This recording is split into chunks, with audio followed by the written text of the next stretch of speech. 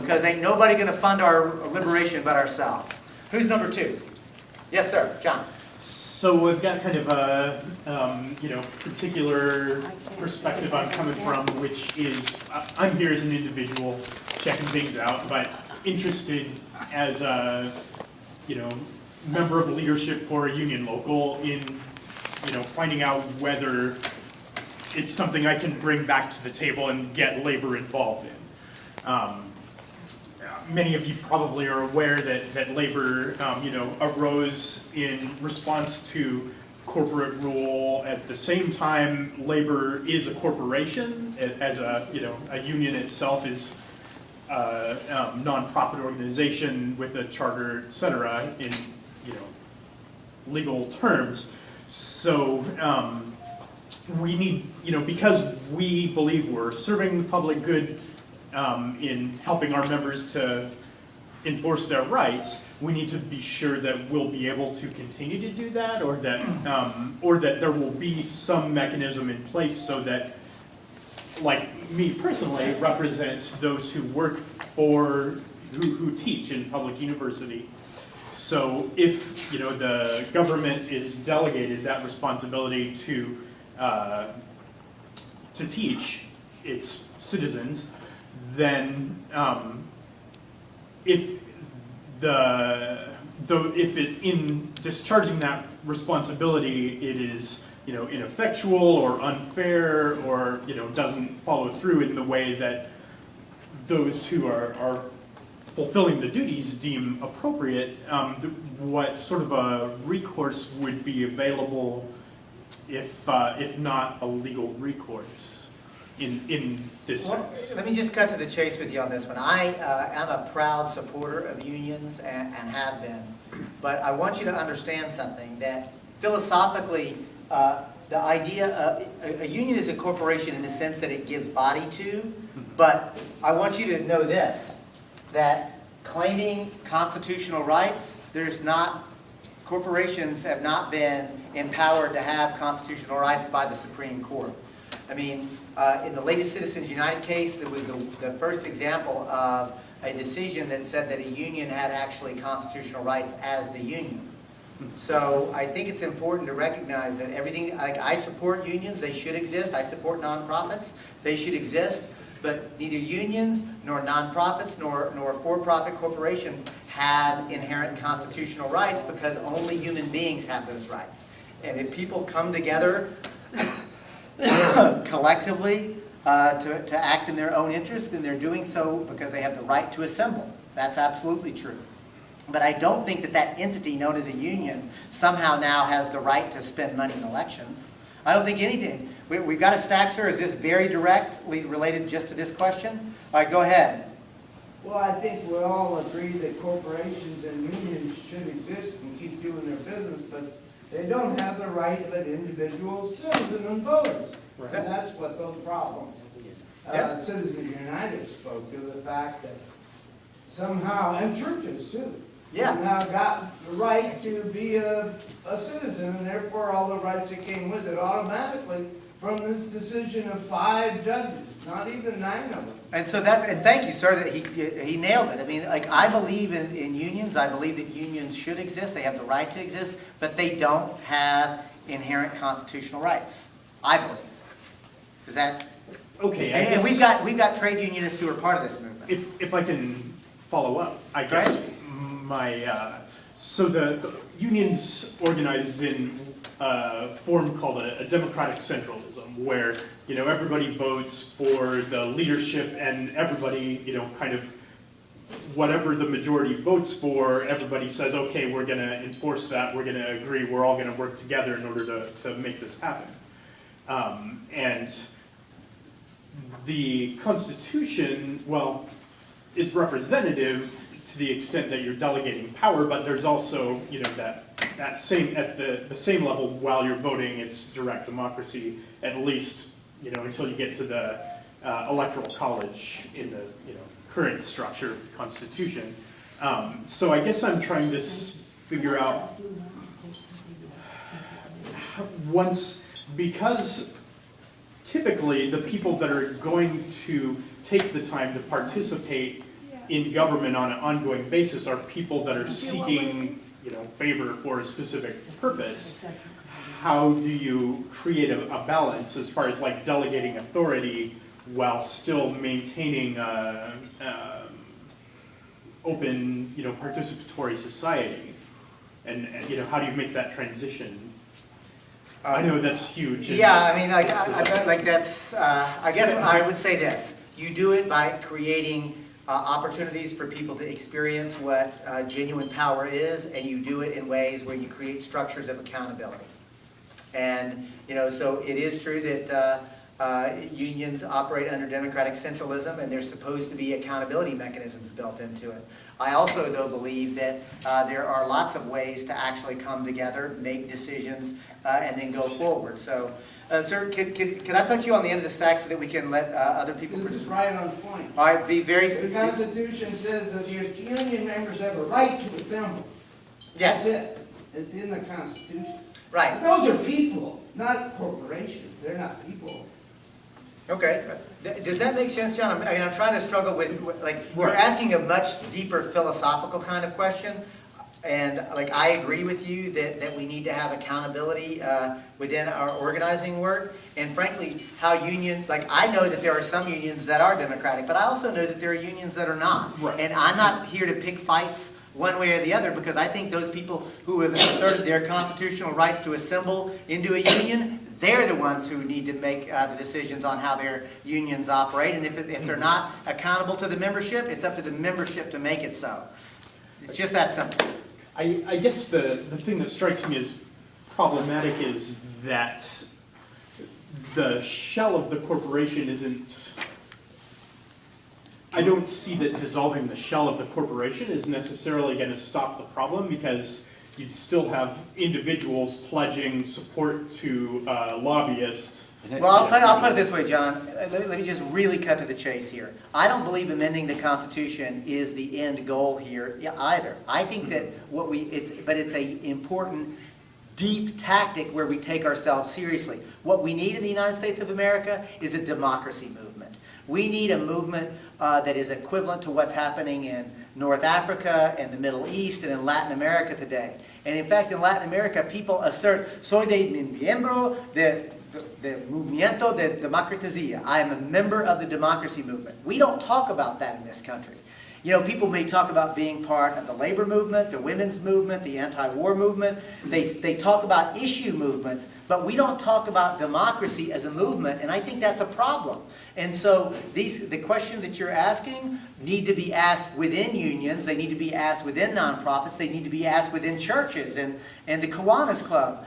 But at the end of the day, what I'm trying to inspire you to consider is, do we have the imagination to actually say we are sovereign and we have the authority to rule ourselves? And when the Supreme Court illegitimately grants corporations constitutional rights, you can either... There are really only three things that you can do. You can either try to wait until there's a new Supreme Court and they change their mind, or you can amend the Constitution, or we can wage a revolution and rewrite the whole thing. But I do know this, we got to get to work. Let's go to number 3. And I'll put you... impeach the Supreme Court. We could also impeach the Supreme Court. Members that are this far out. Question number 3, And there's some of please. them that are very far out. Number 3. Oh, I just wanted to ask you how long the move to amend has been going. Oh, Because thank you said you. 125,000 people. That doesn't seem like much in a society of 270 million. Well, that's fair enough, but I will tell you this. We did not come into existence until the day after the U.S. Supreme Court decision in 2010.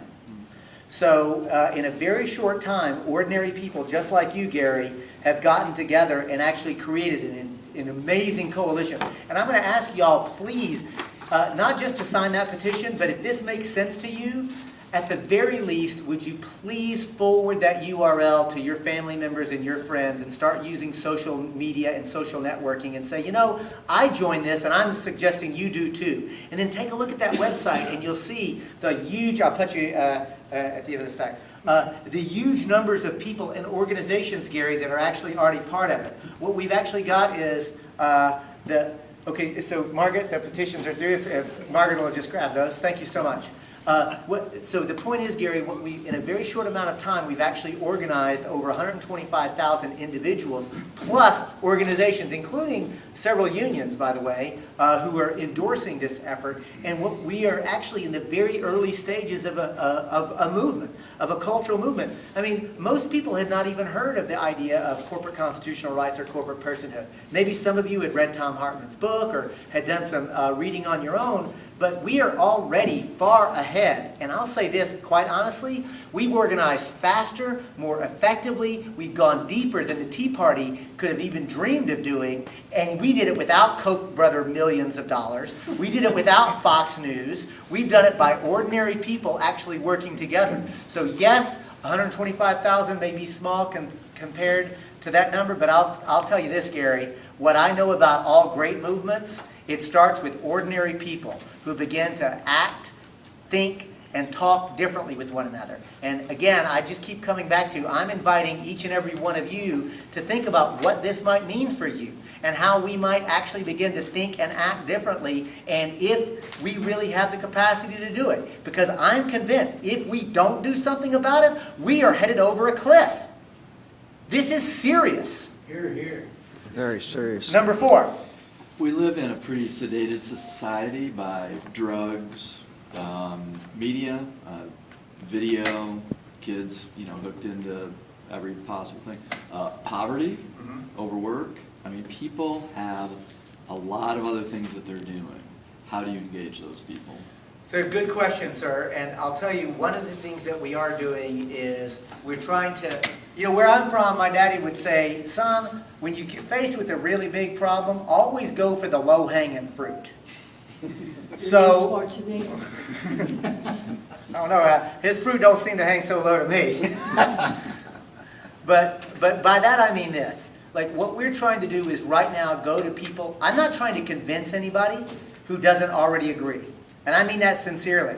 I think that most people actually already agree that corporations have hijacked this country, and that most people already agree that things are going in the wrong direction.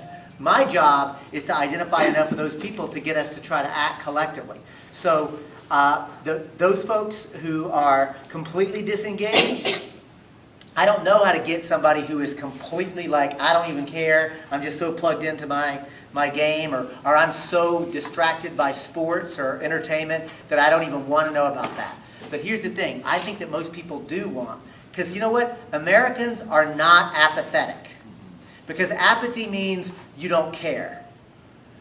People care, Americans care. Something more pervasive and frankly more perverse is going on, and that is people are cynical. They care, but they don't think they can do anything about it. What I'm saying is I'm really trying to help to inspire people and remind them that people just like you, just like me before us, did amazing things. They changed this country. And so we are, and now having said that, we are definitely using social media. We've got stuff up on YouTube now. We are actually, Margaret's got some ideas on how to engage in doing some videos, and what we're hoping to do is this presentation I just gave you, imagine that it becomes available on the web in 5-minute segments. So you don't have to actually listen to the full 60 minutes all at one time, but instead you can just click wherever you want to, and there's self-contained units. And then there is a way to click to frequently asked questions where somebody will pop up and actually engage the question. So you can direct and guide it yourself through that social media process. We're also working with musicians and artists. We were just in Auburn, California, where we presented with the Hip Hop Congress, hip hop music, and we're trying to get musicians to actually take on this idea and incorporate it through their medium of art. That's where I met this brother right here, right? Right on. I'm glad you're here. And I would have bet money that you weren't going to come, and you came walking in. When you weren't here at the beginning, I was like, man, but you came walking in. Yeah, I was late. So. No, are you kidding, man? I'm just glad you're here. So the point I'm making is how we're trying to engage people is through the mediums and the ways that they participate, right? So we're writing essays and articles. We're also trying to engage poets and artists. We're trying to think about interesting visual representations of this. But at the end of the day, what I believe most people know, we're getting screwed, right? There is a way to talk about this in a way that almost anybody will bring us on. Margaret? So that media thing that David was talking about, that's just an idea. In fact, we just started talking about it a couple of days ago. So if anybody has works in media and would like to help us, this is how to get a hold of me. Okay, so thank you, Margaret. And so, but that, like, you're right, the challenge is great. And the last thing that I want to say about that, this ties into Gary's question about, only 125,000. Anybody ever organize 125,000 people, by the way? It's no mean feat, Gary. So you're part of something that's already happening, right? We're already on the move. But here's the other thing. My only disappointment is I wasn't one of the first. Hey, but the civil rights movement, they had a saying, get in where you fit in, and by that I mean, when you come to it, figure out whatever your piece of it is. Margaret tells a great story about when you're faced with something that's huge and enormous, and you know that you alone can't actually solve this problem or accomplish this task. Think of it this way: what is my assignment? What is my work that I can and should be doing to try to make that happen? And so I have, and I mean this, I'm being sincere, I have taken on my assignment about trying to inspire people to this movement and spread the word to the best of my ability. And I'm trusting that Margaret is doing her assignment. I'm trusting that Gary is doing his assignment. And I identify those two people because I'm already working with them. And I don't stand over Margaret's shoulder and ask her what she's doing. I don't check in with Gary on a daily basis to make sure that he's working. And likewise, he doesn't check in on me. We're trusting that as part of a movement, we're doing our piece, our assignment. And that's what we have to do. So let's go. And I see you, and I'll add you as number 2 when we do the second round. You were 4, sir? Uh-huh. So who's number 5? Yes, ma'am. How would you fight against the super Congress they proposed this weekend? Say it again. How would you fight against the super Congress they proposed this weekend in the debt ceiling? I will admit to you, I've been traveling, so would you please educate me on what a super Congress is? 6 representatives from Congress and 6 from the Senate who will make the decision. Oh my God! And the people in the Congress and the Senate will get an up or down vote. They will not be able to argue. Or amendments, right? Or amendments, no amendments. That's outrageous. They still get a They vote. up or down vote. An up or down vote, I think that's outrageous, and I think it's terrible, and I would yell and scream and let any member of Congress... The concept was that they wouldn't go through these months of wrangling. They try to. So I will say this. Who picks the 6? So Well, I would it'd like be to each point something party. out. So that question, Senate's filibuster rules, you gotta have 60 people to get it. They're Get a filibustering. majority. okay, you guys are all talking at once, Yes. and how did that happen? We got it. Somebody dropped a bomb in the middle of the group. So, one reason I got involved with Move to Amend is it's going to take a long time. All kinds of stuff is going to go wrong in the meantime. Some of my favorite issues are going to go down the tubes. But I think that this business about the corporations ruling and the small elite ruling is the core to the problem. So I want to cut them off at the knees and get the power back to the people. Then we can solve all these other problems. But we're distracted by all these outrages and work our little tails off dealing with one little problem at a time. This is just going to keep going on, and it's just going to get worse. And we're seeing how bad it can get with the things that are going on now. But it's going to get even worse. But that's fine, and if some people want to fight that, I hope they do, but I'm working on this. Yeah, this is the biggest thing that ever came up against democracy. And I will say, so we're going to go, if anybody would like to raise your hands, we're going to do another stack. I've already got 1, 2, I promised y'all. Sir, you'll be number 3. Anybody else? All the people talking. John? All right, so in the petition, there was a new item of terminology that hadn't come up in the lecture, which is community. as you were presenting, spoke about individual rights as distinct from corporate rights. And so but then it has the item to protect our communities from corporations and governments. And I just wanted to, ask what that means as distinct from what or how it fits in. Yeah, thank you for that. So this is a level of complexity around the law and by the way, we are going to be coming back and doing a full, are we coming back to do a full day? So we are going to come back with Gary, are going to come back and do a full day strategy session that goes way deeper. Remember, this is just the first pass of it. Margaret, when are we coming? September 10th. So we are coming back September 10th. So for those of you who signed up on the petition, we'll be in touch with you. September 10th, we'll be back. Here? I don't know where we'll No. be yet. We're planning on getting the auditorium at McKinley Park, at the McKinley, what is this thing, a library? They've got an auditorium behind Oh, great. it, And so, we'll have but huge- I want to let you know, John, the question that you asked, because this is the second time you've asked really good but very deep questions. And I feel like I don't have enough time, and we don't collectively have enough time to really give it justice, do it justice. But I will say this. The idea of community, remember that at the local level where we have the most power politically, it is very frequent that corporations will come in and overturn local laws. And they do so claiming sometimes that corporations' constitutional rights are violated. Other times they come in and say, oh, well, the federal government is going to preempt you. So the local community doesn't actually have the authority to make that decision. That decision's already been made in Congress. Or, even worse, it's been made by the World Trade Organization or the International Monetary Fund. I mean, I don't know how many of you know how many environmental laws, for example, have been overturned by the WTO because it claims that they violate international treaties that we didn't even, that we, the people, and our elected representatives didn't even do. What we're saying is we believe that a proper constitutional role would be that the U.S. Constitution provides that local communities have the authority to make decisions on how to organize their society, except they never have the ability to violate individual human rights at the same time.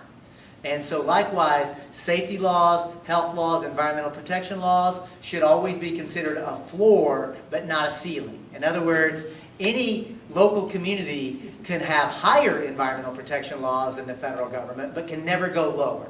Any local community can have more protections for unions and workers and other individuals, but they can never go below whatever has been set. In other words, the government can never tell a local community that, no, you can't do something, or I'll stop there. Does that make sense? That's what we mean about communities, and that's the notion. It does. It's a little bit ideologically problematic. I agree, certainly, that environmental laws, with your view that you should be able to have higher environmental laws in localities. But it seems like somebody coming from the other side of the aisle, you were talking earlier about reaching out to the Tea Party membership as far as on the individual rights. If you're somebody who values trade potentially above environmental rights, it's kind of arbitrary to say, okay, environmental rights is one area where we're going to give the communities power over environmental rights as coming before trade. And sort of in that same ballpark would be the problem with protecting, and I agree that once you dissolve the corporate rights, then that makes a big difference, that if the community decides to have environmental laws, that should take precedence, but in areas of like civil rights for individuals, that could be problematic. You still need the mechanism to protect individual rights, or Okay. Well, I guess I'd say it this way. I try not to argue against my own beliefs. I mean, so when I say I believe that this is like that, and I'm trying to articulate the kind of world that I want to live in, I do believe that people across the ideological perspective can agree on opposition to corporate constitutional rights. That's why that's the beginning And that's the linchpin, that's the bedrock of the move to amend effort. But since you asked the question, yes, I have, and many of the leadership of Move to Amend have a more expansive idea of how the democracy movement should work. And so I'm just answering you honestly about what I want. I would like to actually, and again, now I'm going to editorialize because we haven't gone through a process where the leadership of Move to Amend has gone through this. I would actually like to see a new constitution where we actually say it's not just a document of limited government, but that we should actually rewrite the social contract. And that the social contract should also include the affirmative positive right to access to health care, the right to enough food to eat, and the right to minimum housing. Now that's something that I'm sure a lot of principled conservatives that would agree against corporate personhood would not agree with those things, but we should debate it. So I'm just opening up the space to debate. I think that the social contract should actually include that. And it shouldn't just be about whether or not you have enough money for these things. Right. But that's my belief. Okay. Number two, yes ma'am. Well, you sort of talked a bit, but to minimize, bring it down to simplify maybe. The goals of the corporate of the organization. Move on. Move to amend. Move to amend. What would be your goals that you'd, other than increasing membership? What would be your goals to accomplish in a year or 2 years? Thank you. That's what a great. Not a plan. Yes, a strategy question. The first goal, so let me just sort of lay out some of the easiest ones. One very easy goal from here, I would love to see 3 letters to the Sacramento Bee about corporate personhood. That would be, like, that's a very immediate goal. Leaving here, that there would be 3 letters to the editor about Move to Amend. Does anybody